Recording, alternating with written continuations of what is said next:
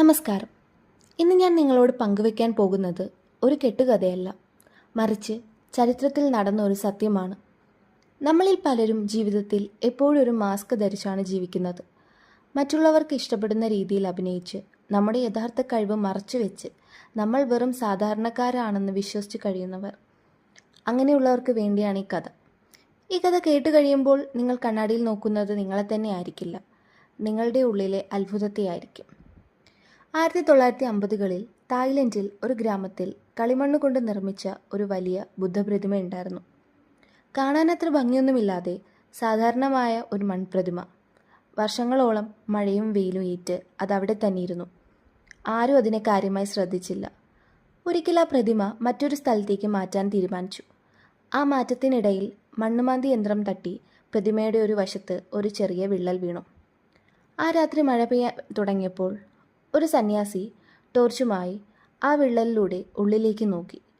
അവിടെ നിന്ന് എന്തോ ഒന്ന് തിളങ്ങുന്നത് അദ്ദേഹം കണ്ടു. അദ്ദേഹം പതുക്കെ ആ കളിമണ്ണ് അടർത്തി മാറ്റാൻ തുടങ്ങി. കളിമണ്ണിൻ്റെ പാളികൾ ഓരോന്നായി നീക്കം ചെയ്തപ്പോൾ കണ്ട കാഴ്ച ലോകത്തെ ഞെട്ടിച്ചു കളഞ്ഞു. ആ കളിമണ്ണിനുള്ളിൽ ഒളിപ്പിച്ചു വെച്ചിരുന്നത് ശുദ്ധമായ സ്വർണം കൊണ്ട് നിർമ്മിച്ച ഒരു ബുദ്ധപ്രതിമയായിരുന്നു.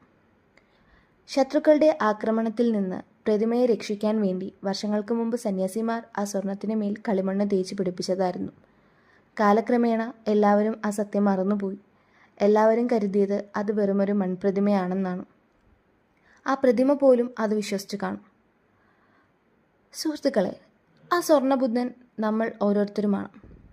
നമ്മൾ ജനിച്ചപ്പോൾ ശുദ്ധമായ സ്വർണമായിരുന്നു, വലിയ സ്വപ്നങ്ങളും ആത്മവിശ്വാസവുമുള്ള കുഞ്ഞുങ്ങൾ. പക്ഷെ വളരും തോറും സമൂഹം നമ്മളെ മേൽ ഓരോ പാളികൾ തേച്ചു പിടിപ്പിച്ചു.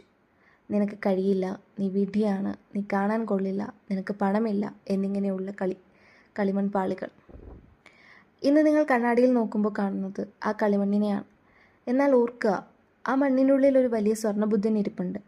നിങ്ങൾ ചെയ്യേണ്ടത് ആ കളിമണ്ണിൻ്റെ പാളികൾ അടർത്തി മാറ്റുക എന്നതാണ്. മറ്റുള്ളവരുടെ പരിഹാസങ്ങളും നിങ്ങളുടെ തന്നെ ഭയവും മാറ്റിവെച്ചാൽ ലോകം കാണാത്ത ആ വലിയ മനുഷ്യൻ പുറത്തു വരും. മറ്റുള്ളവർ നിങ്ങളെ കളിമണ്ണായി കാണുന്നതിൽ വിഷമിക്കേണ്ട. നിങ്ങളുടെ ഉള്ളിലെ സ്വർണത്തെ തിരിച്ചറിയേണ്ടത് നിങ്ങൾ മാത്രമാണ്. ആ തിരിച്ചറിവ് ഉണ്ടാവുന്ന നിമിഷം നിങ്ങളുടെ വിജയം തുടങ്ങിക്കഴിഞ്ഞു. ഈ സന്ദേശം നിങ്ങളുടെ ജീവിതത്തിൽ ഒരു മാറ്റമെങ്കിലും വരുത്തുമെന്ന് ഞാൻ വിശ്വസിക്കുന്നു. നന്ദി.